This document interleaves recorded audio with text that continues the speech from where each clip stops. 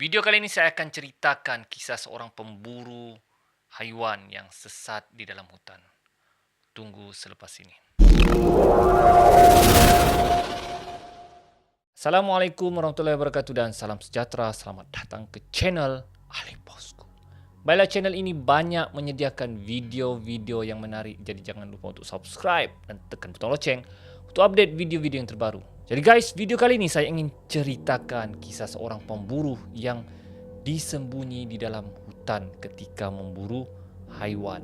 Pemburu ni biasanya dia memburu haiwan seperti kijang, rusa. Kalau di kawasan Sabah ni dipanggil sebagai payau lah, ya, untuk sebagai makanan dan daging untuk dijual di gerai-gerai yang ada menyediakan makanan tersebutlah. Jadi diceritakan seorang pemburu ni, dia seorang pemburu yang kata orang otai lah, otai kira legend. Jadi dia sering mendengar kisah-kisah orang sesat dalam hutan. Dan pemburu ini dia tidak kisah cerita misteri-misteri tersebut. Dia buat enteng lah. Dia cakap, bunian ni mana ada wujud, jin ni mana ada wujud, hantu mana ada wujud, disembunyi itu semua mengarut. Dia cakap dia sudah 10 tahun sudah memburu di dalam hutan. Dia tidak pernah jumpa benda-benda mistik atau misteri di dalam hutan, apatah lagi disembunyi di dalam hutan. Jadi dia, kalau kawan-kawan dia bercerita, dia akan kata, ini semua karut. Dia cakap begitulah, ya. Jadi dia ada sifat ego dan sombong lah tentang kisah-kisah mistik di dalam hutan. Walaupun memang dia sudah lama memburu di dalam hutan, ya, tapi dia tidak pernah jumpa.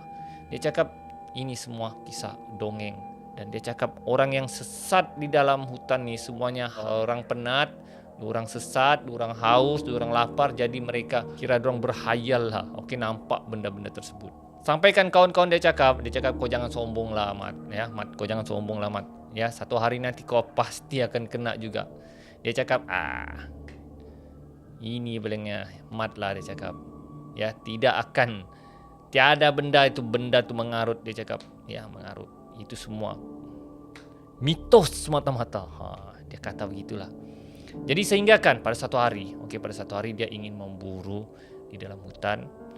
Jadi dia melalui satu kawasan sawah padi lah.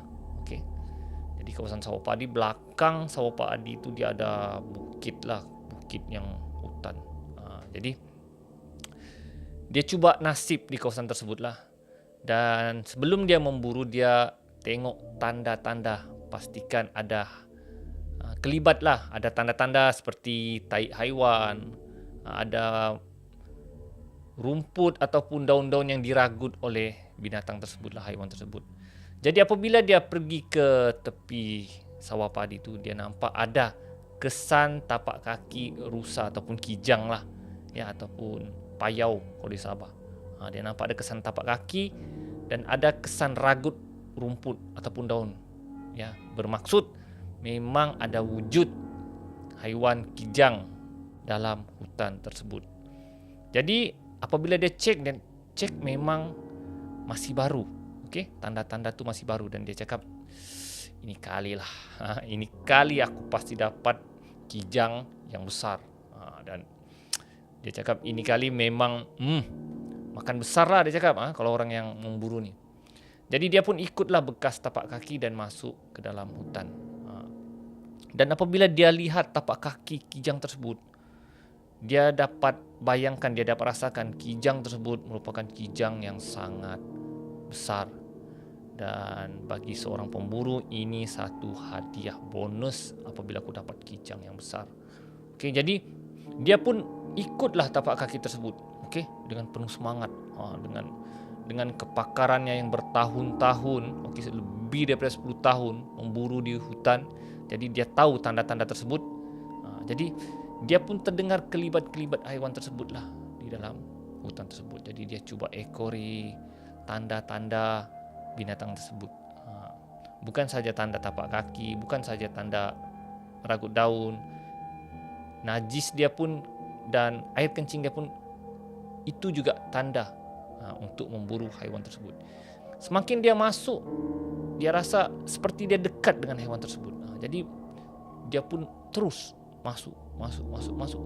Dan sampai satu masa dia rasa macam terlalu jauh masuk ke dalam, tapi dia tidak bertembung lagi dengan haiwan tersebut. Dia cakap dia pun rasa pelik.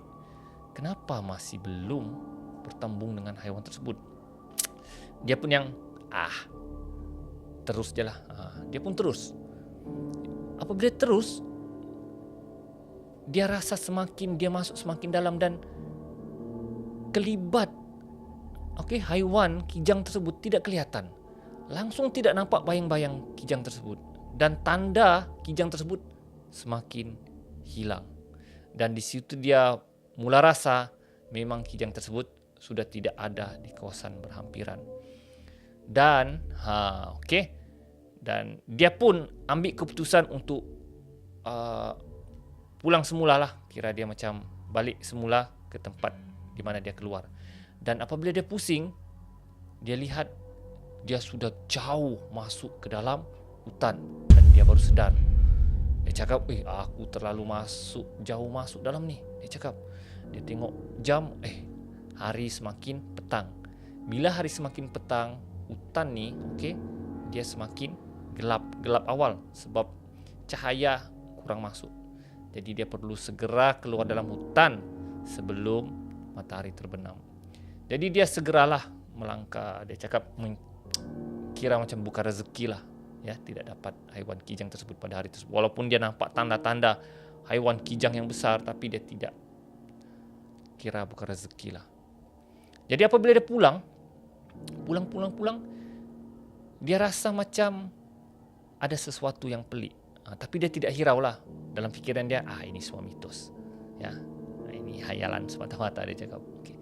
Dan apabila dia melangkah, dia terjumpa satu kawasan hutan yang pokok dia warna hijau.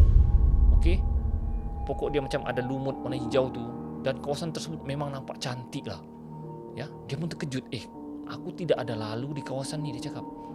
Ya, kenapa tiba-tiba pula lalu ni? Dia pun terus je lah. Bila dia terus, dia semakin dalam dan hutan tu semakin nampak seperti di kawasan yang memang dalam. Orang yang biasa masuk hutan ni akan tahulah. Dia cakap tidak nampak tanda-tanda yang dia akan keluar daripada hutan tersebut. Dan disitulah bulu roma dia sudah mulai kembang. Dia cakap, kenapa aku rasa macam lain ni, dia cakap.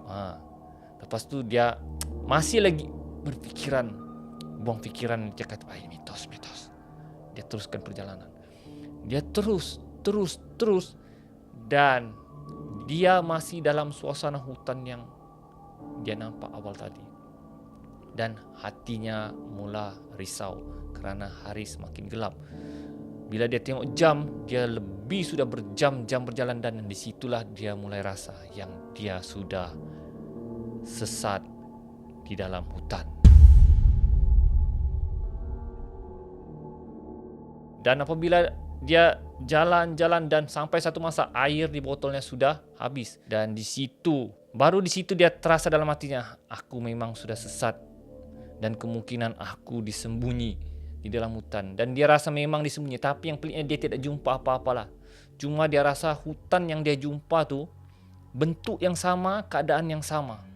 Dan dia sudah mulai rasa memang tidak akan keluar dari hutan tersebut. Dan disitulah untuk kali pertamanya dia menangis kerana sesat. Ya, dia yang kira begitulah. Dan di situ baru dia berdoa kepada Allah. Ya Allah, kalau inilah betul, dia cakap disembunyi, aku mohon kampunanmu ya Allah. Tolong keluarkanlah aku dalam hutan ni. Baru dia rasa disembunyi di dalam hutan. Dia bukan disembunyi oleh bunian. Tapi saya rasa dia ni macam pengajaran lah untuk dia akibat keegoannya tu. Di situ baru dia berdoa. Dan bila dia jalan terus masih keadaan dan suasana yang sama.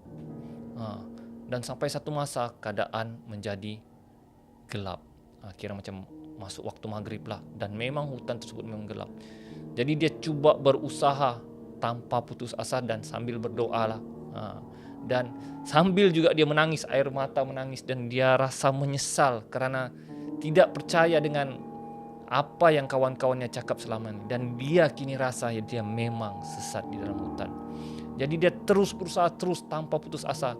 Dan dia cakap, kalau di sinilah pengakhiran hidupku, yang aku mohon keampunanlah kepada Tuhan, kepada Allah. Tapi kalau aku sesat di sini dan mati di sini, itu satu penyesalan yang paling besar lah dalam hidupnya. Sambil dia cari jalan pulang, sambil dia menangis, kira menyesal gila lah ya. Dan apabila dia berusaha, akhirnya dia terjumpa juga jalan keluar. Tapi dia tidak keluar di tempat yang pertama dia masuk, dia keluar di kawasan yang lain. Dan disitulah dia yang alhamdulillah ya Allah, syukur, sambil menangis, air mata jatuh. Dan dia sujud syukur dan dia bersyukur karena dapat keluar dari hutan tersebut. Dan selepas itu apa lagi guys? Baliklah terus, pulanglah. Dan di situ dia jumpa kawan-kawannya semula dan dia ceritakanlah apa yang berlaku dengan dia. Dan kawan-kawannya apalagi ketawakan dia. Itulah kau, ego sangat, sombong sangat. Baru kau rasa, apa kau rasa oren? Jadi guys, itulah kisahnya. Jadi kita nih janganlah terlalu ego dan sombong hingga tidak percaya perkara-perkara gaib ini. Memang betul benda tu kita tidak boleh nampak, tapi perkara gaib ni memang wujud. Jin dan syaitan ni memang wujud, memang sudah ada dalam Al-Quran. Memang dalam Al-Quran ada surah Al-Jin, ya, dia menceritakan tentang jin. Tapi kita sebagai orang Islam kita jangan terlalu taksub lah dengan benda ni. Tapi kita mesti percaya benda ini memang wujud. Jangan kita ego sombong hingga hingga memperkecilkan orang lain dan cakap besar lah. Kerana satu hari nanti pasti akan kena seperti pemburu haiwan tadi. Jadi setakat itu saja kisah seram saya kali ini. Jadi guys, kita akan berjumpa lagi di video akan datang. Jadi subscribe dan tekan butang lonceng untuk update video yang terbaru. Kita berjumpa lagi di video akan datang. Ali bosku, assalamualaikum.